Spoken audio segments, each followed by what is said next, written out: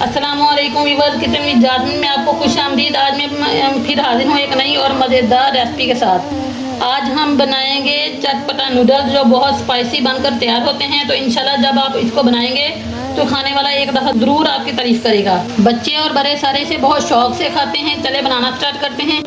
Noodle बनाने के लिए मैंने 5 कप पानी लिया है। जैसे ही पानी को बॉयल आएगा हम नूडल डाल देंगे।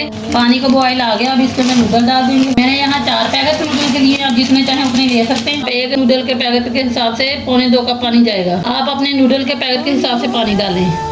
ये देखें नूडल पकना शुरू हो गए हैं और अलग-अलग भी होना शुरू हो गए हैं। ये देखें नूडल हमारे पकना स्टार्ट हो गए हैं। इस स्टेज पे आगे हम इनके अंदर मसाला डाल देंगे। जो नूडल के पैकेट के अंदर ही मसाला मौजूद होता है। साथ साथ मिक्स करते रहेंगे ताकि मसाले की गुठलियाँ ना बने। ये देखें नूडल हमारे बनकर बिल्कुल तैयार हैं। अब इनको डोंगे में निकाल लेते हैं।